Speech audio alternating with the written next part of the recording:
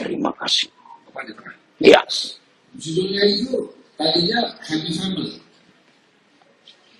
Tapi kemudian waktu kita awal berdoa, itu hanya seperlima dari sini aja. Mungkin 1/6, 1/7. Sedikit sekali.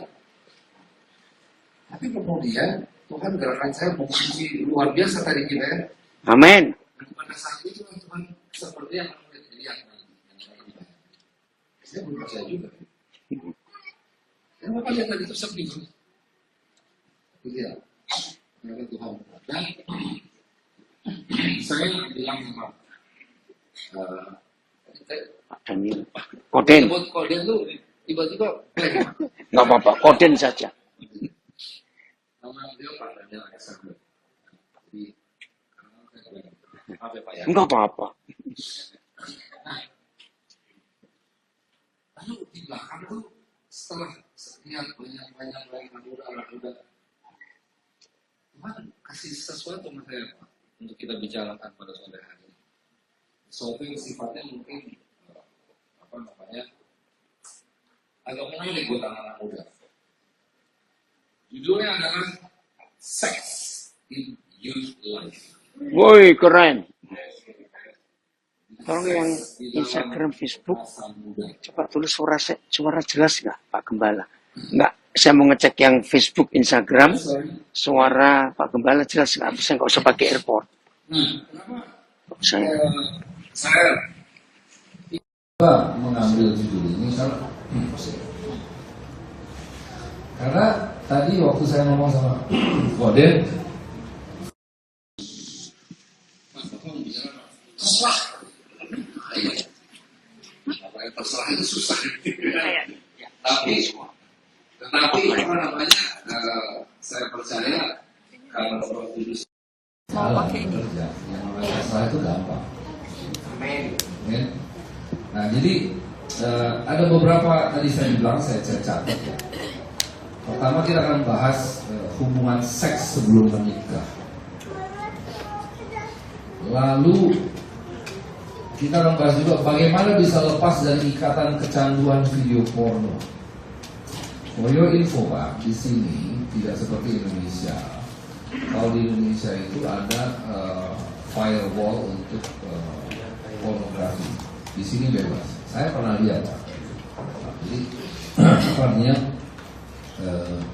di sini tidak ada pembatas sehingga orang bebas untuk mengakses website dan video porno.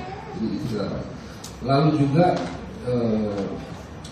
ini agak sensitif, tapi mari kita buka. Karena hal inilah yang saya lihat menjadi problem di Timor Leste. Belis. Banyak karena masalah belis, orang hidup serumah tanpa pernikahan diberkati gereja karena menghindari yang namanya belis itu masalah.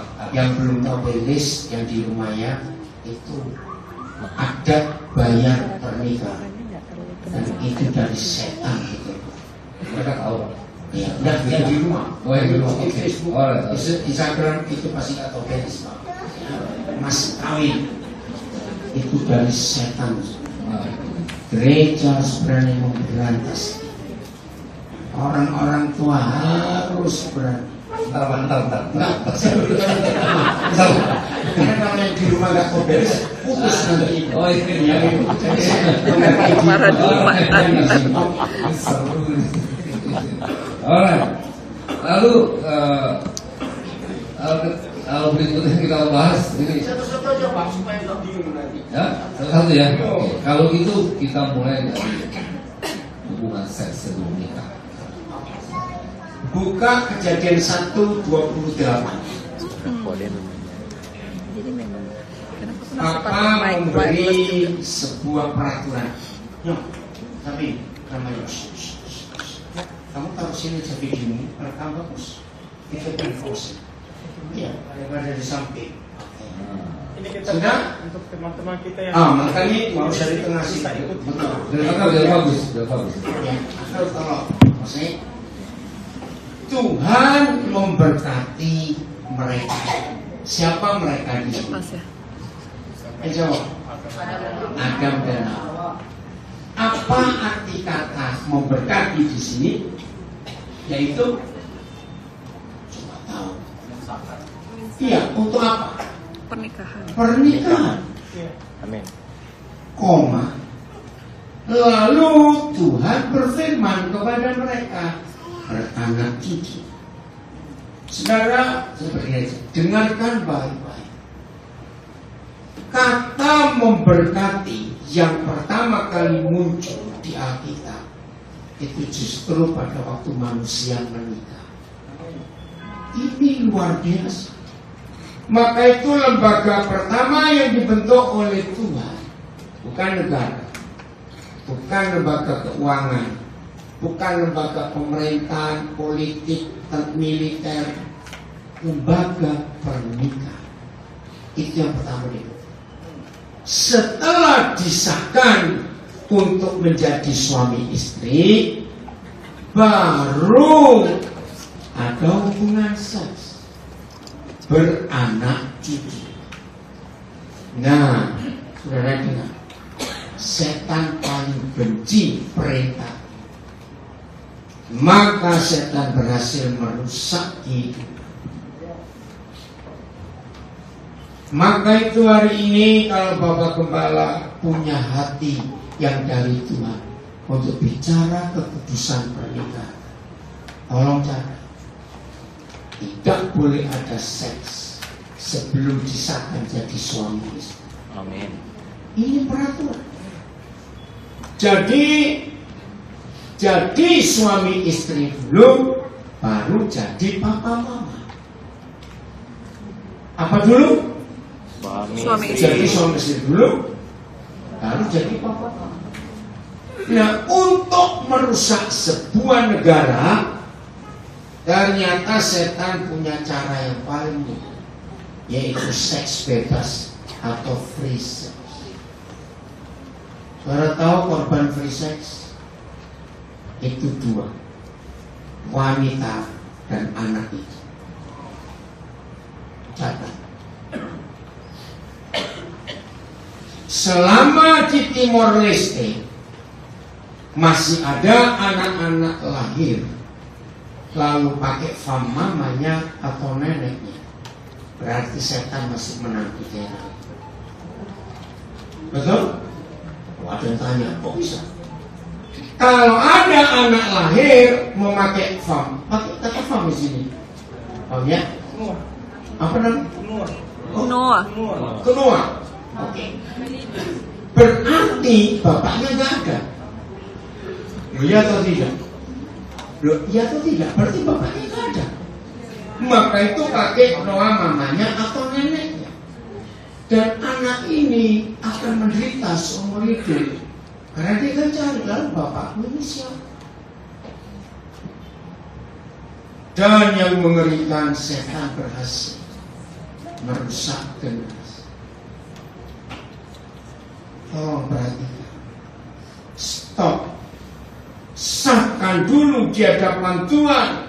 Ada gembala yang mengesahkan saudara dalam pernikahan. Baru ada seks. Nah, ini luar biasa. 1 Korintus 6 ayat yang ke-17. 1 Korintus 6 ayat 17. Tetapi siapa yang mengikatkan dirinya pada Tuhan menjadi satu roh dengan Dia. Ayat 18. Jauhkanlah diri kita dari apa? Percabulan. Itu seks bebas tadi. Setiap dosa lain yang dilakukan manusia, membunuh, mencuri, dendam, iri hati, dan sejenis. Firman berkata, dosa itu terjadi di luar diri orang itu. Hanya satu dosa yang terjadi di dalam diri manusia, tetapi orang yang melakukan percabulan berdosa terhadap dirinya sendiri. Tolong yang punya bahasa Tetun baca, yang punya bahasa Porto bahasa Inggris. Begini saya jelaskan. Semua dosa lain itu tidak pernah merusak orang. Hanya dosa percabulan yang merusak hidup orang. Saya nggak ngerti masa sih seperti itu. Ayat 16. Kenapa merusak? Ayat 16. Hanya Alkitab yang menulisnya. Atau tidak tahukah kamu bahwa siapa yang mengikatkan dirinya pada percabulan? Saya nggak mau baca kata perempuan, sebab di zaman yang gila ini pelacur laki juga banyak. Maaf. Pokoknya yang free sex, maka menjadi satu tubuh dengan dia. Sebab demikianlah kata firman, keduanya akan menjadi satu tadi. Anak-anak muda, kita papa mama, siapapun mengikuti di rumah juga. Tolong cari di internet. Mungkin orang sudah meninggal. Ada kisah nyata terjadi di Amerika tahun 70-an awal yang lalu.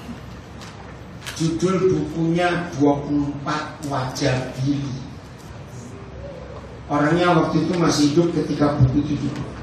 Jadi di dunia ini ada seorang pemuda namanya Billy Billigan. Ternyata di dalam dirinya ada 24 kepribadian. Kacau. Ada anak kecil lagi, anak perempuan kecil, ada orang Rusia, ada orang Inggris, padahal dia orang Amerika. Nah, sampai hari ini dengan kasus itu saya diskusi dengan banyak psikolog dan jawabannya hanya di hati. Begini kisahnya, free sex. Ketika Bapa di surga menciptakan seks, dengar baik-baik. Ketika Bapa di surga menciptakan seks, itu hanya untuk dua orang yang berstatus suami dan istri. Saya ulangi, seks itu hanya diciptakan oleh pencipta alam semesta yang kita panggil Papa. Aman, orang itu. Itu hanya untuk siapa tadi? Suami dan istri. Sehingga suami dan istri, laki dan perempuan ini menjadi satu tadi. Apa itu satu tadi? Kalau kita makan pau ya, kue pau,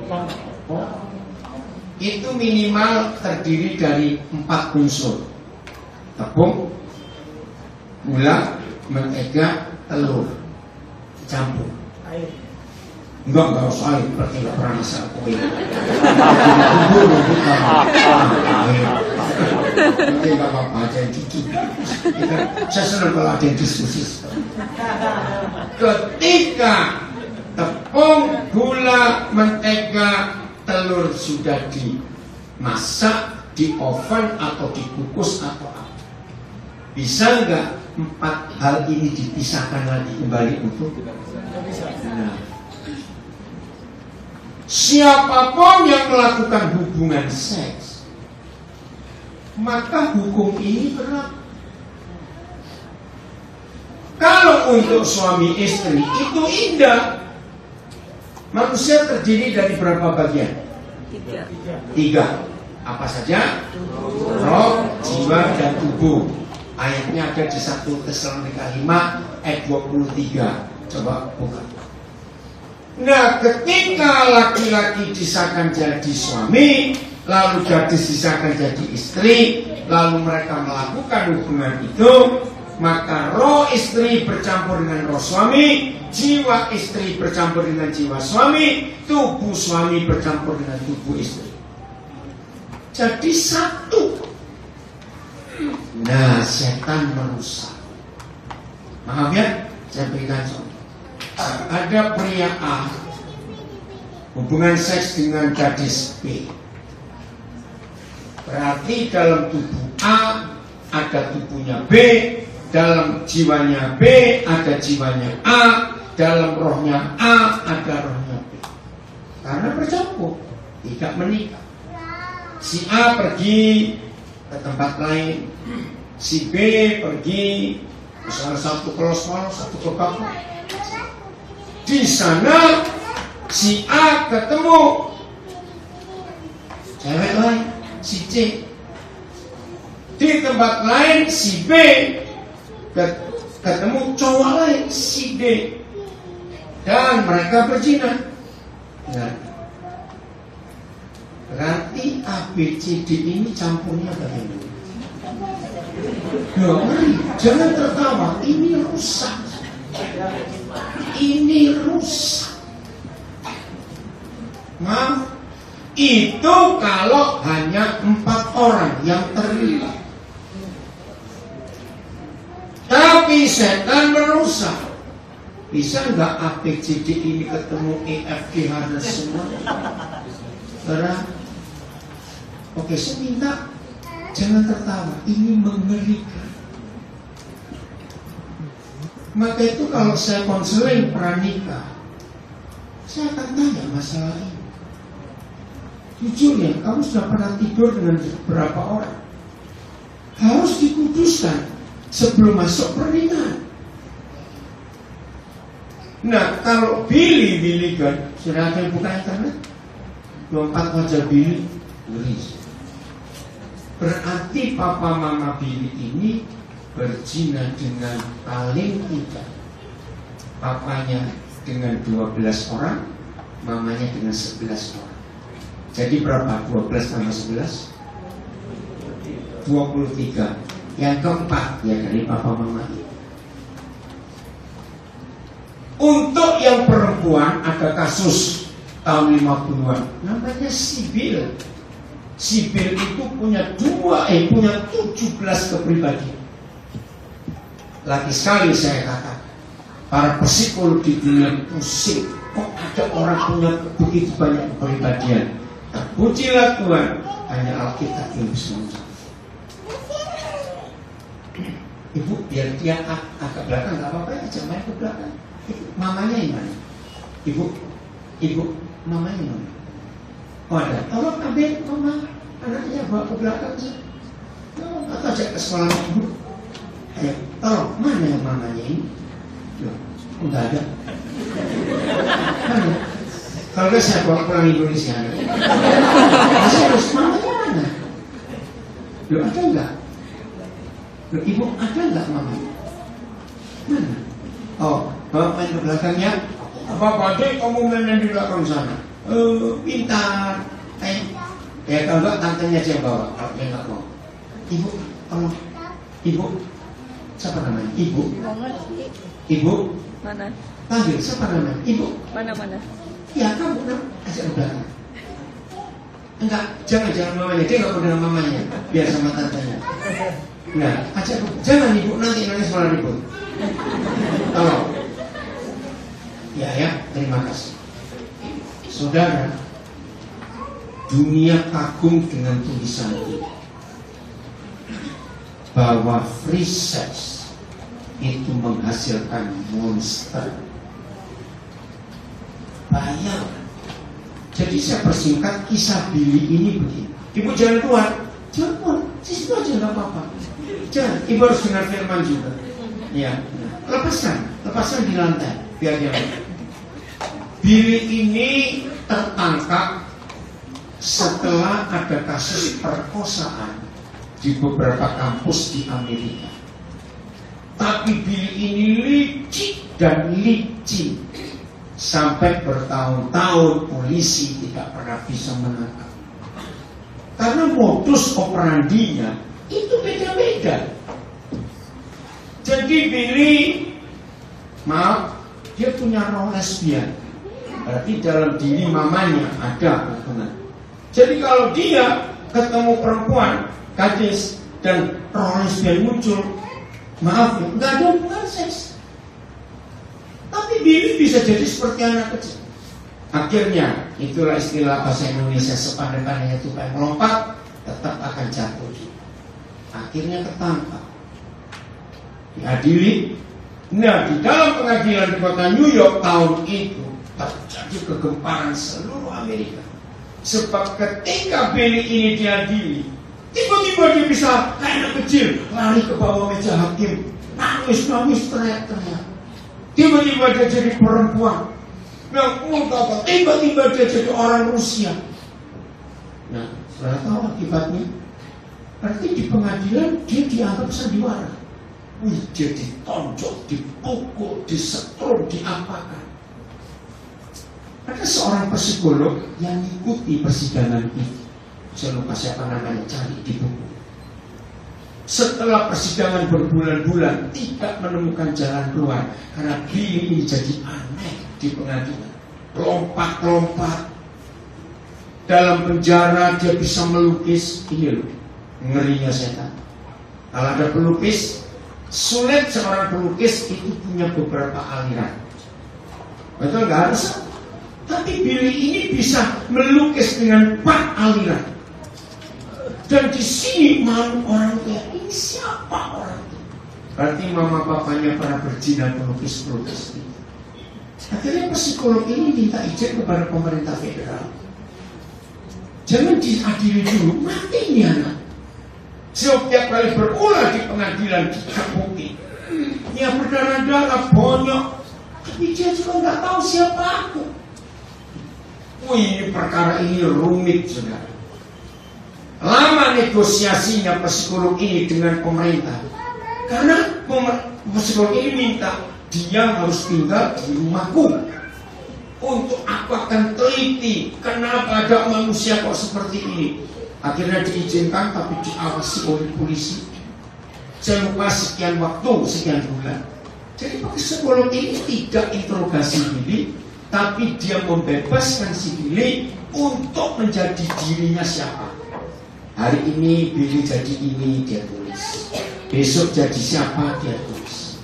Setelah ketemu 24 jiwa karakter pribadi dan nggak ketemu lain lagi, maka psikolog menyatakan ini monster karena dalam satu hidup ada 24 pribadi. Dan akhirnya Billy nggak bisa diadili karena kalau mau diadili harus muncul 24 orang di sini. Tapi Billy jadi peneliti yang hebat untuk psikologi dulu. Ketika buku itu ditulis, Billy masih hidup di Los Angeles. Itu buku itu saya dapat, oh ini dia sudah ada. The Monster Inside, The 24 Faces of Billy Milligan. Betul ada kata monster. Maka itu stop, perjinan itu mengerikan. Sayang buku ini gak diterbitkan lagi dalam bahasa Indonesia, tapi ada dalam bahasa Portugis. Sebab buku ini saya terjemahkan hampir ke 50 bahasa di dunia. Karena jadi kasus lagi sekali hanya Alkitab yang bisa jawab. Karena perjinan. Masih ingat Kejadian pasal 6? No.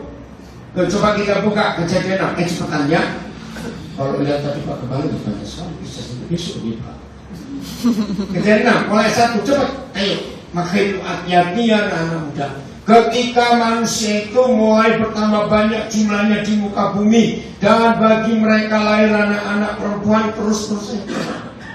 Maka anak-anak Tuhan melihat bahwa anak-anak perempuan manusia itu cantik-cantik, lalu mereka mengambil istri dari antara perempuan-perempuan itu. Ini celakanya. Siapa saja yang mereka sukai. Orang-orang Timor Leste dan siapapun mengikuti di rumah, anak-anak muda, hati-hati. Jangan punya sikap aku suka siapa saja aku ambil. Awas. Ini yang harus. Ayat 3. Berfirmanlah Yahweh, Rohku tidak akan selama-lamanya tinggal di dalam manusia, karena manusia itu adalah daging, hawa nafsu, tetapi umurnya akan 120 tahun saja. Terus ayat 4. Pada waktu itu. Pada waktu apa? Saya perjelas. Pada masa manusia kawin campur dan kawin ngawur, lahirlah monster-monster di bumi. Kata raksasa ini bukan positif, ini sangat negatif. Apa itu kawin campur? Ketika yang satu penuh Roh Kudus, yang satu penuh Roh Kudus. Saya harap ngerti istilah ini. Maka anaknya itu pasti monster. Apa itu kawin ngawur? Sesama anak Tuhan, tapi gak kudus selama pacaran. Hati-hati. Jadi walaupun sesama anak Tuhan seiman, tapi kalau ngawur dalam masalah pacaran, yang lahir monster.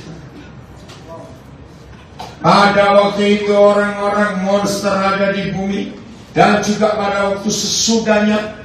Kapan? Ketika anak-anak Tuhan. Siapa anak-anak Tuhan itu? Cepat-cepat adalah keturunan Set. Kalau saudara baca, salah satu anak Adam namanya Set. Di situ orang mulai memanggil nama Tuhan. Siapa anak-anak manusia? Itu keturunan Kain.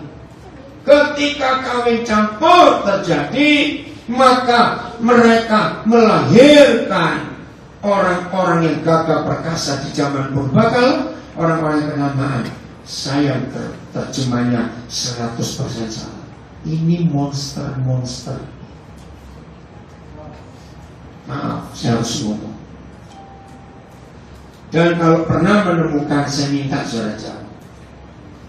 Gara-gara ayat ini, saya membuat research ke ratusan anak-anak. Maaf. Kalau ada orangnya di sini, jangan, maaf, saudara gak salah. Yang salah adalah kami, orang tua. Siapa pernah melihat anak-anak pertama yang lahir, maaf, yang hamil sebelum ayah ibunya menikah? Maaf. Anak ini nakalnya luar biasa. Anak ini yang lahir sebelum pernikahan sah papa mamanya, bandelnya luar biasa. Anak seperti ini gak pernah bisa berkata ya. Pokoknya tidak. Tidak. Anak seperti ini suka melotot. Nah, pernah ketemu anak seperti ini? Saudara, ini hasil karena free sex. Saya teliti. Kenapa anak-anak pertama yang papa mamanya belum menikah sah, sudah hamil dulu, kok jadi begitu? Begini jawaban. Berarti papa mama ini sudah siap punya anak belum? Jawab. Sudah siap punya anak belum? Belum. Papa mama yang belum siap punya anak dan ada anak, itu masalah berat buat itu dua orang. Jawab, masalah berat. Jawab, saya tanya Pak. Berat. Berarti anak ini diharapkan disukai atau tidak? Anak-anak yang tidak disukai kehadirannya, anak itu merasa enggak kalau dia enggak disayang papa mama? Merasa. Karena dia enggak minta untuk dilahirkan, maka dia berontak dan sakit hati. Kenapa aku disayang? Buat papa mama yang enggak siap jadi papa mama, anak ini nakal. Apa sikap papa mama yang gak siap jadi papa mama menghadapi anak-anak kamu? Pukul, dibentak, dimarahi, dimaki-maki. Maka itu tidak sedikit kata-kata anak setan kamu, anak ini kamu. Memang nakalnya luar biasa. Tapi anak ini gak salah. Yang salah siapa? Kami, papa mama ini.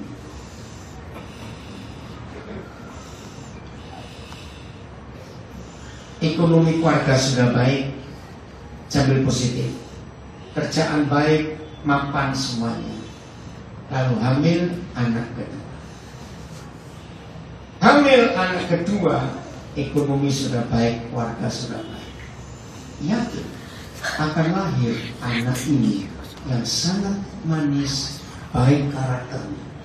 Karena 9 bulan 10 hari anak kedua ini dijaga baik-baik. Ini masalah baru muncul. Terjadi apa antara kakak dengan adik? Iri. Wajar nggak kalau papa mama bilang, kenapa kamu gak kayak adik? Saudara, anak ini malah sakit hati kalau dikit-dikit ganggu adik. Nah, adik ini yang sudah tahu memanipulasi papa mamanya, kalau disenggol, wah! Terus kakak dia makan, Dipukul. Saudara, ini saya buat research secara ilmu pengetahuan psikologi. Akhirnya perang makin besar. Yang tadinya cuma papa mama melawan anak pertama, sekarang anak pertama punya 3 musuh, papa mama dan adik. Adik yang gak terima, ngeri. Saya harap gak ada yang tertawa lagi. Ini penderitaan itu. Oma opa ambil peranan. Ini fakta. Yaudah, oma opa ambil. Nanti orang kecil bilang oma opa itu apa?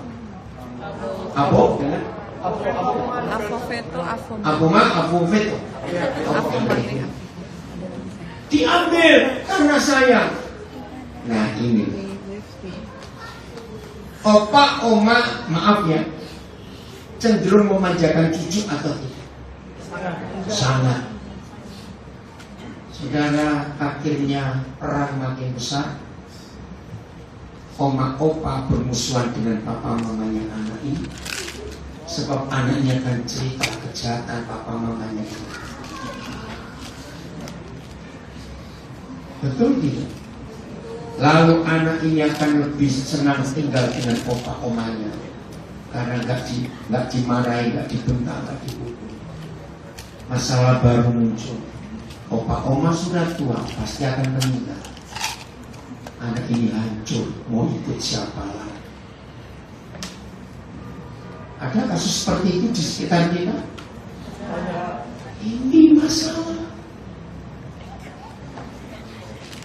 Nah itu akibat research. Saya kembali.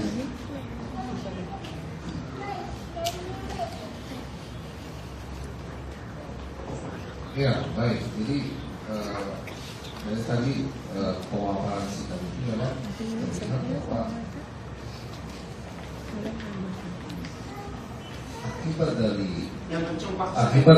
akibat dari seks sebelum menikah itu banyak membawa korban, dan ada dosa turunannya gitu.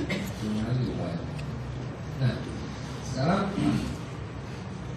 kaitannya dengan hal kedua tadi, jadi ini secara spesifik untuk Timor Leste bicara. Karena ada juga mengatakan bahwa ini bisa terjadi gini karena masalah tadi kita bicara masalah dosa. Saya nggak bisa bayar 20 sapi itu berapa, 20 babi itu berapa gitu. Karena 70 gitu. Nah, daripada begitu ya udah saya kumpul aja gitu. Nah, sekarang menurut Bapak nih sikap gereja seperti apa? Karena kalau Bapak bilang ini secara frontal, kita kan menghadapi hal yang frontal juga. Artinya kita juga harus bisa mencari jalan solusi yang terbaik buat yang katakanlah itu sudah menjadi korban, ya kan? Tapi kita harus tolong, kita harus tolong mereka. Nah, menurut Bapak gimana? Di Papua kasusnya sama. Gereja bersikap hukum Tuhan dan hukum negara. Jadi kita ambil 2 anak itu, kita konseling, kita sahkan di hadapan Tuhan. Saya nggak tahu kalau di Timor Leste. Kalau di Indonesia harus Tuhan dulu baru negara. Nah di sini saya tidak tahu. Jadi gereja punya hak menikahkan 2 orang itu secara sah, hukum Tuhan dan hukum negara. Lupakan hukum adat. Kenapa? Nah puncaknya cuma satu. Dua orang itu nggak diakui anak, merdeka, katakan begitu. Ya sudah. Nggak diambil oleh orang tua. Orang tuanya itu lebih baik daripada tersiksa harus bayar utang. Ngeri loh saudara, sampai ada yang punya cucu belum lunas juga. Terus mau jadi apa? Itu pacarnya. Nggak apa-apa nikahkan, itu saya lakukan. Menurut kalian kok? Bukan. Andres, oke.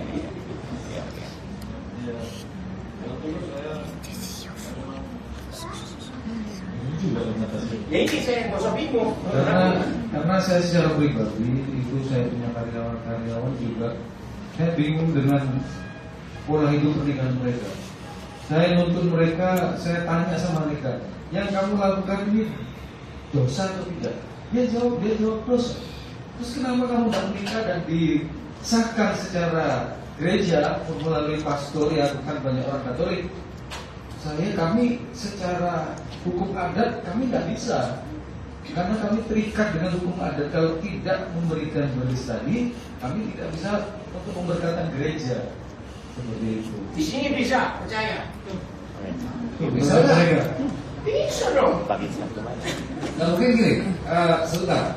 Ini kan acara talk show. Saya ingin coba salah satu dari audience mengenai hal ini coba speak up.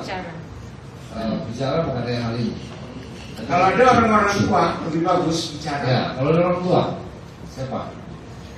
Yang mengerti bahwa masalah itu valid. Pendeta Rocky, saya minta, coba. Jangan bersembunyi. Maju, Anda nggak suruh maju aja. Saya Ayo Pak Rocky, karena rekaman jalan terus ini. Bapak ini sudah puluhan tahun di sini, jadi pasti tahu. Di sini. Kita tampil wajahnya, masuk sana. Minta sampai banyak. Iya itu aja. Ya, betul. Biar seru nih. Masukkan pas. Enggak kameranya. Oh, siap. Kami Webnya bahan saya secara khusus yang dekat supaya baru 5 tahun di sini. Ini juga menjadi pergumulan kami. Bagaimana kultur menjadi yang utama dari negara, bahkan dari gereja. Nah ini menjadi pergumulan kami. Juga kami melihat di gereja pun seperti itu. Sehingga seperti yang tadi dikatakan bahwa mulai dari mana? Seperti benang kusut. Kita tidak bisa seperti dikatakan bahwa secara frontal ini akan merusak tatanan. Baik dari pemerintah sendiri melihat ini, mengakui ini bahwa kultur yang lebih utama. Nah, maaf saya mengutip buku Richard Niebuhr bahwa bagaimana Kristus dan kultur. Ada 3, tapi saya melihat ada 4. Yang pertama, Kristus melawan kultur. Yang kedua, Kristus masuk di dalam kultur. Yang ketiga, yaitu Kristus memenangkan kultur. Nah ini buat saya begitu, gereja mulai dari mana? Ini juga menjadi pertanyaan, Pak. Juga misionaris seolah-olah seperti mau menemukan jalan keluar seperti apa?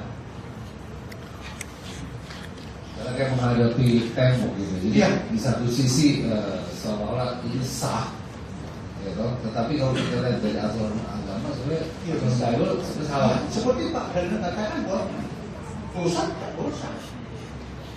saya harus menegaskan, selama gereja tidak menghormati hukum Tuhan, maka setan bekerja di daerah. Bersyukur kami hampir 40 tahun di Papua. Puji Tuhan. Walaupun tidak bisa merubah semua, tapi akhirnya tokoh-tokoh adat Papua menghargai, sebab mereka melihat hasil anak-anak mereka yang kami pakai hukum Tuhan, hasilnya luar biasa. Nah, ketika mereka melihat hasil dari pernikahan yang benar dari anak-anak itu, dan mereka punya cucu-cucu, puji Tuhan. Nah, harus berani. Itu Tuhan Yesus melawan kebudayaan dan hukum agama Yahudi. Jadi harus berani. Saya harap ini nggak usah dibahas secara panjang, lebih baik bahas yang lain. Pokoknya ada gereja yang siap nikahkan saudara. Amin. Amin. Amin. Aman. Kalau mau kita ke sini, nggak usah bayar. Nah itu dia. Amin. Amin.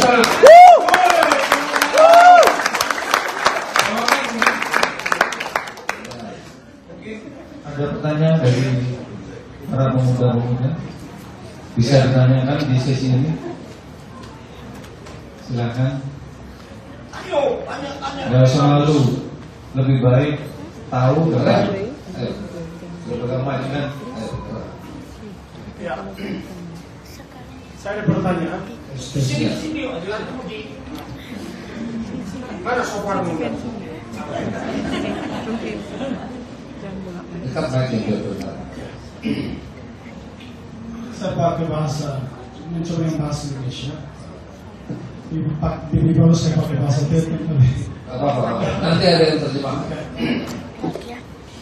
Ya, saya lupa satu ayat sama seperti yang tadi Pak Alexander beri. Saya juga dapati beberapa pertanyaan yang sama di daerah di Ailio, di mana saya pergi di sana.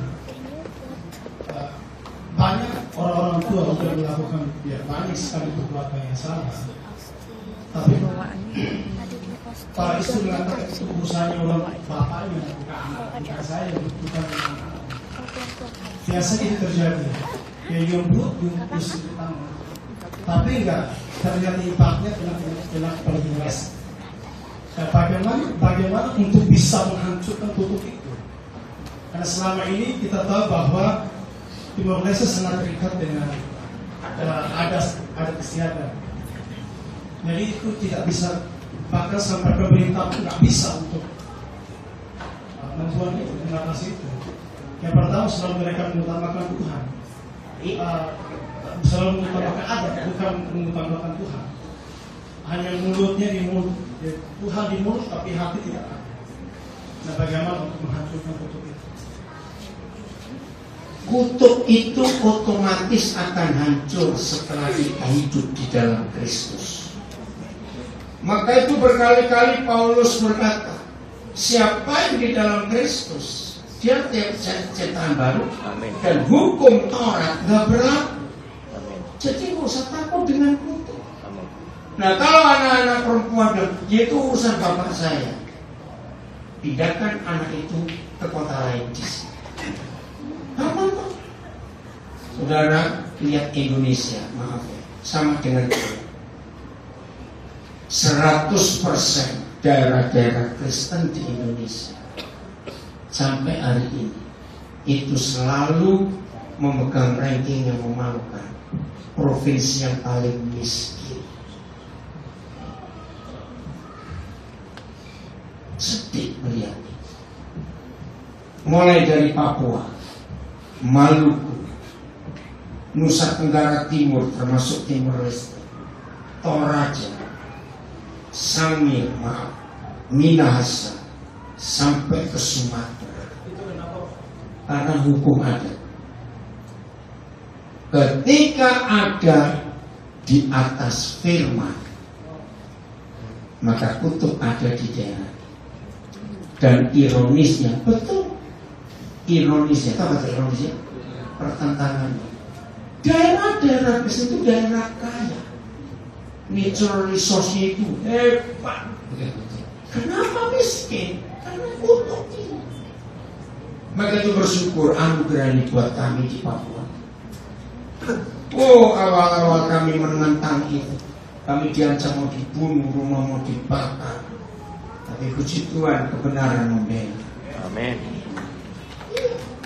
Sehingga tidak sedikit anak-anak Bapak kok menikah cari kami. Ayo. Nah, saya nggak tahu hukum pemerintah. Kalau di Papua, setelah gereja mengesahkan, pemerintah nggak punya hak untuk melanggar. Karena hukum formal buat Indonesia ya, itu jauh dihargai daripada hukum adat. Nah, saya nggak tahu kalau di moralis. Jelas? Siapa dulu? Matius. Percaya kamu akan jadi pelopor. Amin. Sudah menikah belum? Nah, Ah. ini akan jadi contoh. Kalau dia dapat sini, saya kasih orang Jawa saja. Saya dapat beris. Alright. Ya, semakin semarak nih Pak Soleh malam hari ini. Baik. Nah, kita pindah dulu sedikit Pak. Oh silakan. Kalau masalah ini agak rumit ini kalau diurusin Pak. Ya. Nah, yang agak sedikit Pak. Yang saya bilang tadi di Timor Leste ini tidak ada firewall untuk pornografi, sehingga semua bisa akses YouTube pornografi bisa. Bagaimana caranya itu? Terutama buat anak muda yang saya nggak tahu, orang tua yang mungkin anak muda juga saya nggak tahu. Anak muda ini supaya bisa Ya, menang ya. menang. Betul. Bapak tahu maksudnya. Ada nggak dosa yang nggak nikmat? Dosa yang nggak enak ada tidak? Apalagi dosa seks. 1 Petrus 4 ayat 1. Ini hukum. 1 Petrus 4 ayat 1. Inilah satu-satunya ayat dalam seluruh Alkitab yang memberitahu kita kapan kita bisa stop berbuat dosa. Jadi karena Kristus telah menderita penderitaan badani, siapa? Aku, artinya aku pun harus juga mempersenjatai diriku dengan pikiran yang demikian. Karena barang siapa telah menderita penderitaan badani, ia telah berhenti berbuat dosa. Pak, pendeta Suarez ada nggak? Maksudnya dia jadi penerjemahan? Nggak ada. Oh, Anaknya ada. Anaknya ada. Oh, pemudanya ya yang menerjemahkan. Mau dibaca bahasa tertentu enggak? Si Hawa. Ada. Matius, kamu bisa baca bahasa tertentu? Ini. Coba James, ayo. Neduni taba Kristo hetanteru sia isin prepara atau funu hanoi hanesa tamba ema lebe hetang unateru sia isin lahalo salata. Jadi satu-satunya cara kita bisa stop berbuat dosa kalau siap menderita secara fisik. Saya jelaskan. Berhenti rokok itu susah atau mudah? Susah. Berhenti minuman alkohol susah atau mudah? Tidak menurut ayat ini. Kalau para perokok, para pemabuk siap untuk sakit secara fisik, karena lepas rokok itu, lepas narkoba, sama. Dan ternyata ini senjatanya, bukan doa kelepasan, bukan doa puasa. Ketika datang godaan itu termasuk pornografi, termasuk seks, biar ini sakit. Pernah ada yang lepas rokok? Sakit gak ibu ini? Kepala pusing, rasanya mulut ini asam, rasanya tulang ini kayak. Nah itu lihat. Saudara, dari pengalaman saya sampai hari ini, siapapun yang mau berhenti dosa, alkohol, rokok, perjudian, perzinahan, semua pornografi, saya akan temani dia menderita. Mau berontak-berontak, mau guling-guling silakan, mau pukul tembok silakan. Pokoknya saya temani kamu, asal tidak melakukan itu. Sebelum saya makin sibuk seperti ini tahun 80-an, saya menampung anak-anak narkoba. Waduh, itu kalau saya tahu istilah itu sakau, kalau tak sakau apa? Ketika harus konsumsi tapi nggak bisa. Pernah itu satu anak, saya kaget, tahu di tangannya ini pegang rambut satu genggam begini. Begitu menderitanya dia, saya bilang enggak, pokoknya tidak boleh makan apa saja. Ayo kamu kuat. Saya mulai sebentar, wah dicabut rambutnya satu genggam. Dan yang saya rasa sakit saya jadinya. Dan dia rambutnya. Tapi setelah itu dia ada yang saya temani 3 minggu setiap malam berendam di bak kamar mandi. Saya tungguin, panas, nggak apa-apa sih. Satu kali saya lagi di dapur nyiapin makan, tiba-tiba dengar gitu, seperti ada benda pecah. Selalu, ini anak benturan kepalanya ke dinding, mati saya bilang. Anak tidak, puji Tuhan. Nah, jadi semua yang namanya addicted, kecanduan, apa bahasa ketumnya?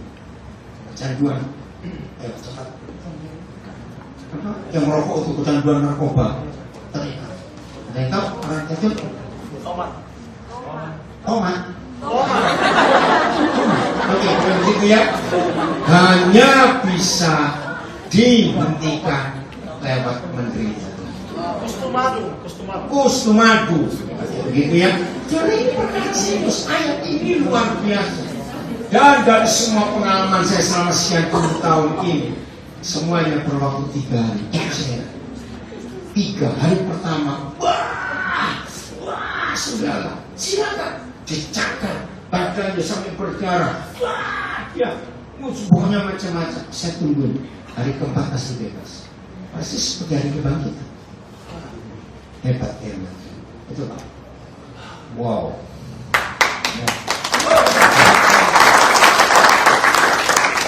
Artinya kalau memang para anak muda ingin punya keinginan, gitu. Biasanya sih hati nurani itu ada. Ya, hati nurani itu kan berbicara bahwa saya pengen lepas, tapi gangguan itu selalu ada, tapi karena itu nikmat gitu ya. Jadi lawan dengan. Nah, berarti kalau memang mau itu harus berkata dulu pada dia, aku siap menderita untuk melawan. Ada mentor yang dampingi. Ya. Harus. Karena begini, harus ada mentor, tahu ya? Nah, saya jadi mentor buat mereka. Saya izinkan begitu datang godaan, kontak saya akan temani kamu. Maka itu saya bersyukur punya istri yang luar biasa. Banyak waktu yang dia saya fokuskan dengan cara yang saya layani. Dia nggak ngerti sama saya. Jadi siap ya. Nah, kalau saya tahu Gembala Suara mentornya hebat, ada banyak mentor di sini ya. Oke, saya tambah 1 ayat. Ini fungsi gembala. Galatia 4 ayat 19. Se-email atau Kose yang Instagram harus baca usah 2 menit ya, jangan sampai. Iya. Hai anak-anakku. Nah, ini mentor. Semua yang kita mentor itu jadi anak. Kami itu orang tua kami. Karena kamu, aku menderita sakit bersalin lagi. Sampai kapan? Paulus nggak menderita sakit bersalin sampai rupa Kristus menjadi nyata di dalam dirimu. Ayat ini saya pakai untuk pemulihan selama sekian puluh tahun. Jadi seorang mentor, kakak rohani, pembimbing, gembala itu seperti mama yang sedang mengandung. 9 bulan 10 hari itu ditegur, dimarahi, disayangi, dikasihi, ya dihibur, ditolong, pokoknya begitu. Begitu tiba sakit bersalin, lahir anak itu. Lalu Paulus melihat, aduh, kamu belum seperti Kristus, masukkan ke rahim lagi.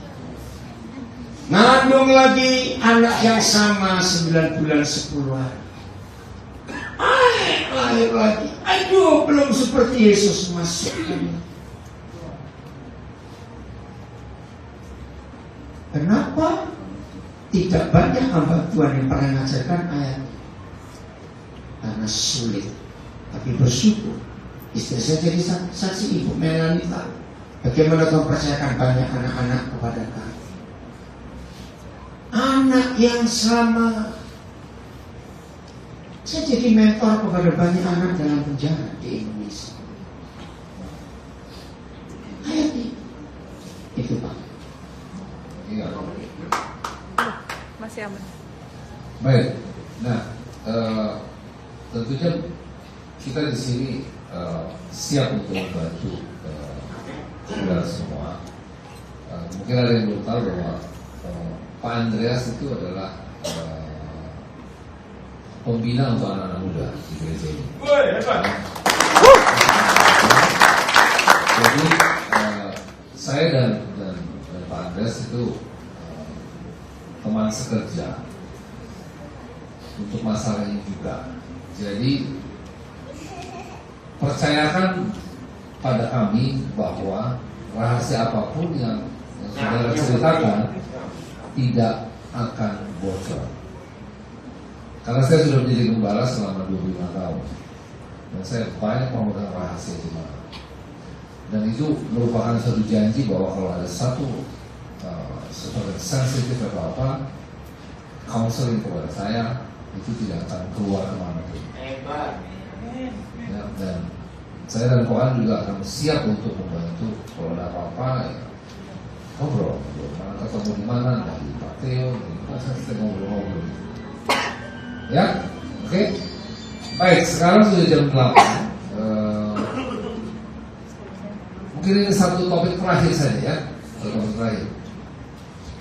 Masturbasi.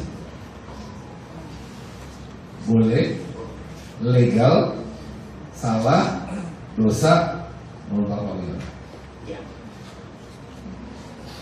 Berzina itu dosa atau tidak? Dosa.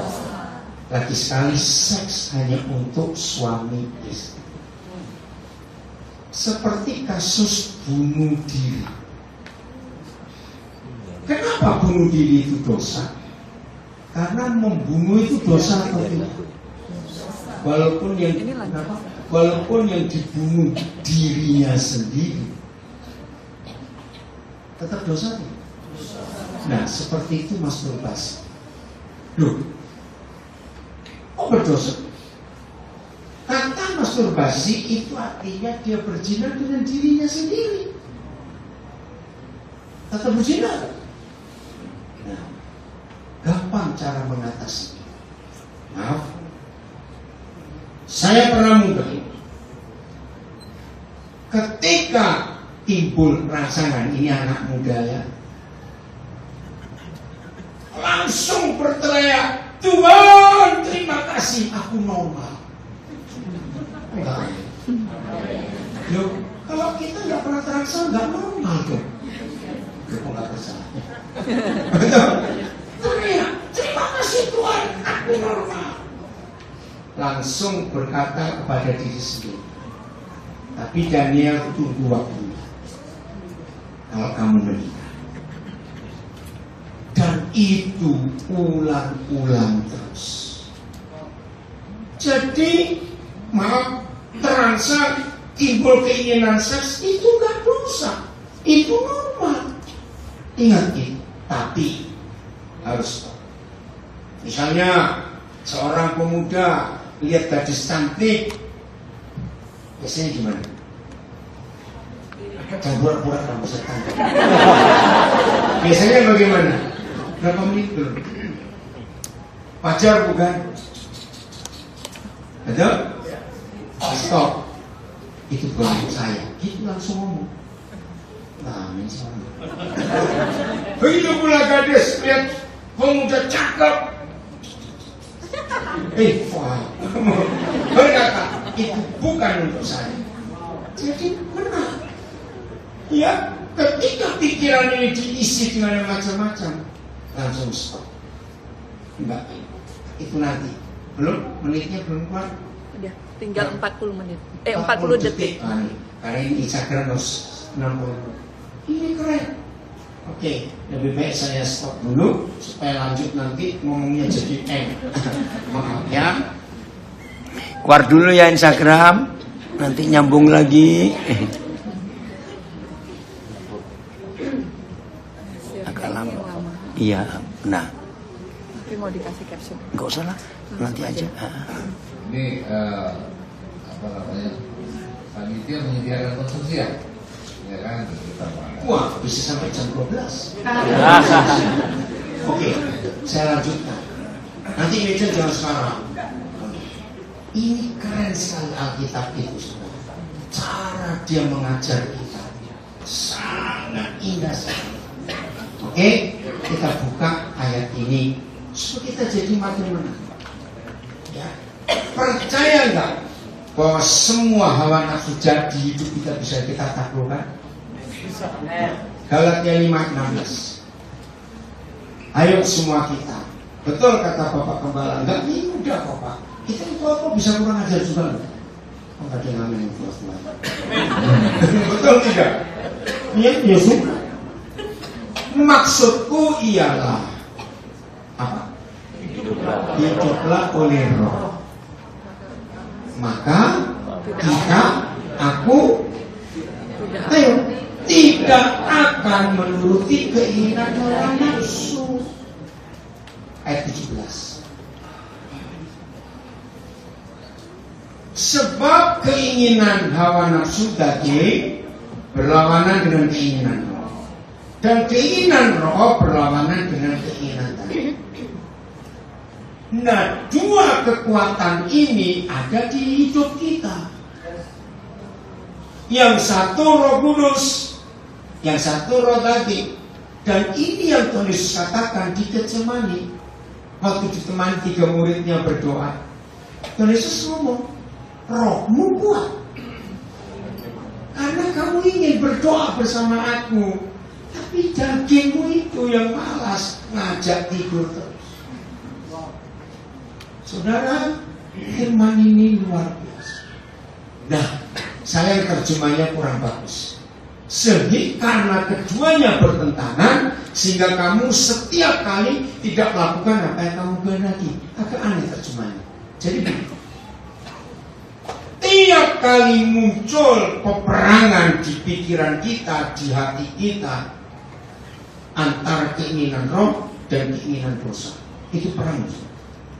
Nah, ketika itu datang, itu harus tenang dulu. Tenang dulu. Paksakan untuk tenang. Cari mana keinginan roh, mana keinginan daging. Saya punya ilustrasi bagus karena saya orang misi. Di zaman perang saudara di Amerika, ya perang saudara itu antara pihak Prancis utara dengan pihak selatan itu orang-orang Inggris. Ada misionaris dari Inggris yang melayani satu suku orang India. Ketika mereka baru percaya Tuhan Yesus, satu kampung itu, misionaris ini harus meninggalkan daerah itu karena ada perang besar. Dia berdoa, Tuhan, aku gak sampai hati meninggalkan bayi-bayi rohani ini. Bagaimana mereka bisa hidup gak ada pemimpin? Nah, orang India itu sayang anjing, sayang, ya gak dimakan tadi. Tiba-tiba Roh Kudus berikan hikmat. Aku gak tahu akan berapa lama meninggalkan kalian karena perang ini, tapi aku pesannya, ingat, seperti kalian punya anjing putih dan anjing hitam. Anjing putih itu lambang Roh Kudus kebenaran. Anjing hitam itulah lambang dosa. Kalau kalian rajin memberi makan anjing putih dan anjing hitam gak kalian beri makan, nanti yang hitam mati, yang putih hidup terus. Dia gak punya cara itu, bertanya betul. Dia gak punya cara lain. Gak diceritakan berapa tahun setelah itu. Perang selesai, misionaris ini balik. Dalam perjalanan menuju ke kampung itu dia was-was. Masih ada enggak yang mereka? Bagaimana keadaannya? Kaget. Mereka tetap semangat menjadi murid Yesus. Lalu misionaris tanya, siapa yang datang setelah aku sehingga kamu tetap semangat kuat seperti ini? Jawaban mereka lewat kepala suku, anjing hitam mati semua. Mungkin ilustrasi. Ya, jadi kalau hari ini masalah onani, saudara stop untuk mikirkan itu. Kalau timbul rangsangan keinginan ngomong pada diri sendiri, aku akan menikmati itu kalau menikah. Dan puji Tuhan gereja ini siap nikahkan tanpa beres. Tepuk tangan. Oke, bagian terakhir Markus 7 ayat 9 ayat 20. Ya, ayat 20. Markus 7 ayat 20. Katanya lagi, apa yang keluar dari seseorang, itulah yang menajiskannya, yang mengotorinya. Ayat 21. Sebab dari mana? Dari dalam, dari hati orang. Ada apa? Timbul segala pikiran jahat. Satu, segala percabulan, segala pencurian, segala pembunuhan. Terus, dua, segala perzinahan, segala keserakan, segala kejahatan, segala kelicikan, segala hawa nafsu, segala iri hati, segala ujat, segala kesombongan, segala kebebalan. Pokoknya segala macam-macam. Terus ayat 23, jadi dari dalam hidup kita ada 13 barang jahat. Semua hal-hal jahat itu timbul dari dalam dan menajiskan orang. Saya percepat. Ada pencurian tadi, ada roh, segala pencurian. Orang yang di hidupnya nggak ada sifat mencuri. Kelihatan ada warna hijau angka 100 jatuh di tanah. Kalau orang itu nggak punya sikap mencuri, dia akan ambil dan dia akan cari security atau cari siapa. Ini uangnya siapa? Karena dia nggak ada sikap mencuri. Tapi kalau ada orang sikap mencuri, apa itu uang koin yang paling kecil? Mau mengajak 50 apa sen? 50 sen tapos. 50 sen. Kalau orang itu punya sikap mencuri, begitu ada 50 sen, dia tahu ada orang. Berarti, jadi bukan uangnya yang menjadi salah, tapi hati. Daud, Raja Daud. Kenapa dia jatuh dalam dosa? Masih ingat sebabnya? Menginginkan istri orang. Iya, ayo lihat apa Daud cepat. Ini makanan dingin. Batseba mandi. Iya, lihat Batseba mandi. Dengar baik-baik. Apakah Batseba salah? Tidak, jomnya mandi. Betul enggak? Nah, ini. Kalau di hati Daud tidak ada roh segala perzinaan, begitu lihat ada perempuan mandi, langsung pikirannya, oh babi mandi. Udah apa-apa. Gak percaya ini kasih tahu. Coba ya saya tunjukkan. Orang yang punya roh perzinaan, nggak usah lihat orang telanjang, sudah jahat itu pikiran. Betul tidak? Nah, maka itu bukan pengaruh dari luar. Semuanya itu di dalam ini. Maka itu hari ini siapkan penderitaan secara fisik untuk menghentikan semua hawa nafsu dan 13 tahun. Maka kita akan menang. Contoh, marah nggak kalau ada orang menyinggung saudara? Pakai kata-kata jahat, marah tidak? Salah. Oke, saya beri ilustrasi. Pak Kepala minta izin lagi. Siapa pernah ada luka di jarinya? Kecil sekali, nggak tahu dan nggak rasa. Tapi ketika diajak makan soto, merasa lemon. Rasa apa? Nah, pertanyaan saya, saudara marah pada lemonnya?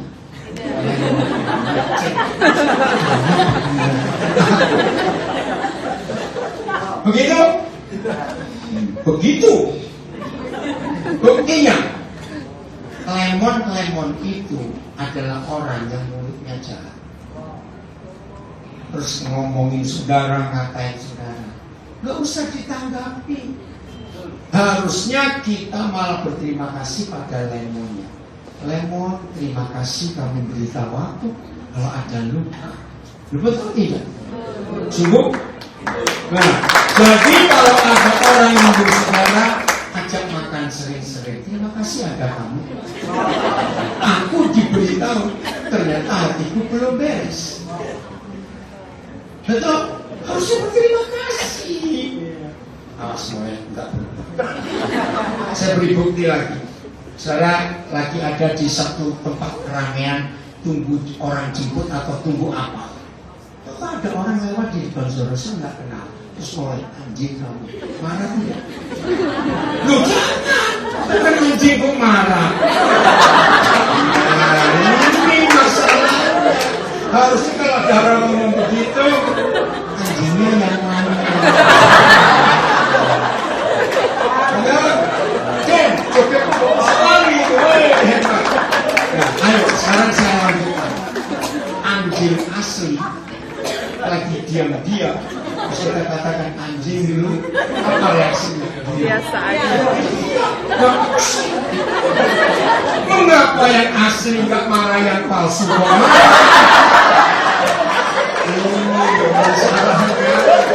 Kalian ilustrasi ini dari waktu saya jawab. Saya dapat. Itu dia jadi Markus 7 ini luar biasa. Bukan yang dari luar buat masalah, tidak dari dalam. Suami istri yang rajin tersinggung dan menyinggung, bertobat. Jangan suka nyalakan istrimu, nyalakan suami.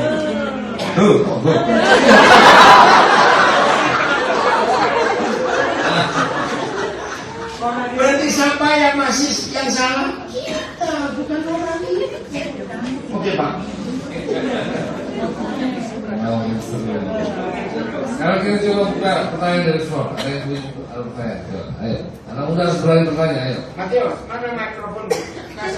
Oke, saya mau bertanya Pak. Oh ya, silakan.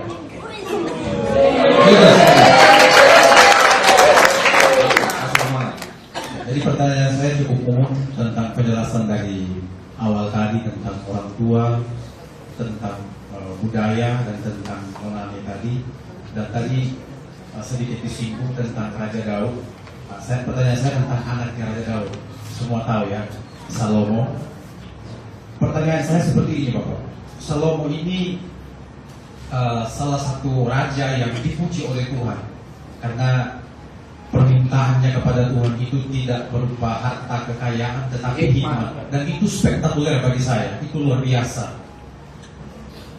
Tetapi kepemimpinan daripada Raja Daud, pertanyaan saya adalah ini karena kebanyakan anak-anak muda, kenapa sampai istrinya sampai sebegitu banyaknya?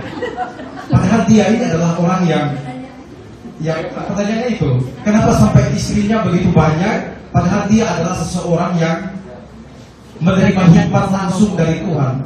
Dan saya korelasikan dengan kehidupan kita sebagai anak-anak muda, tidak sehebat Salomo. Bagaimana mungkin kita punya kekuatan untuk bisa menghindar dari itu?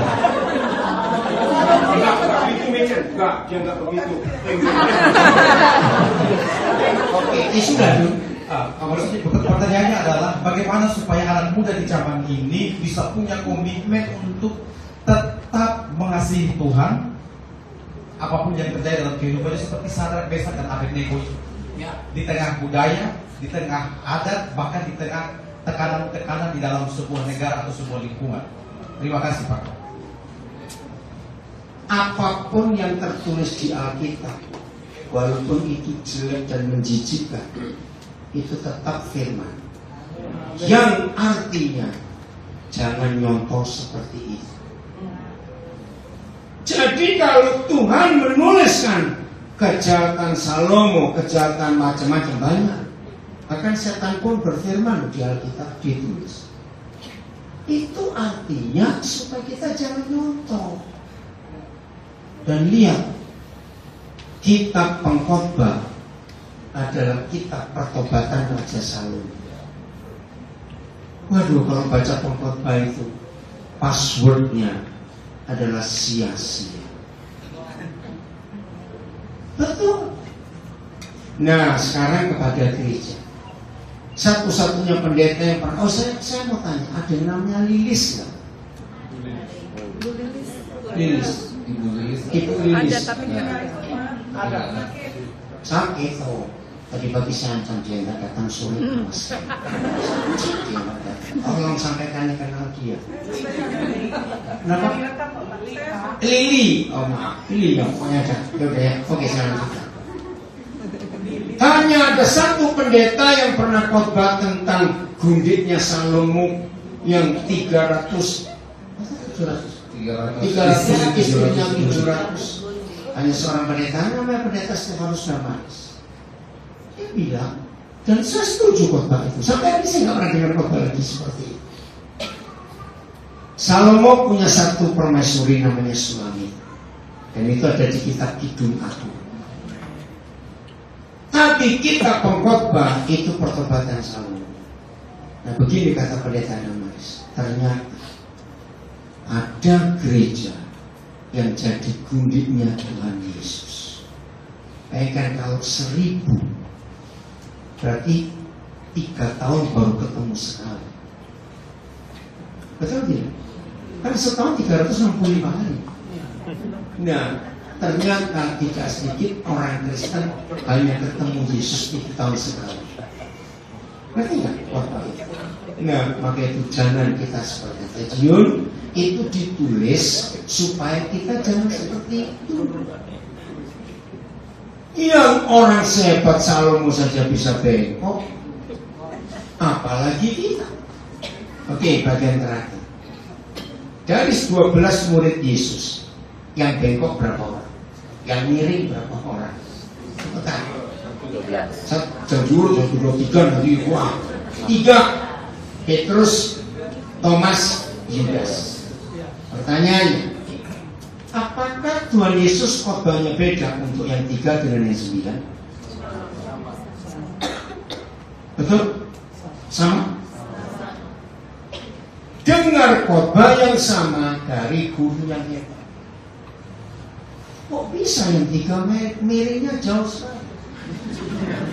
Loh, betul? Yuk, itu pertanyaan bagus. Kalau Salomo yang sehebat itu dipuji Tuhan, bisa sejati.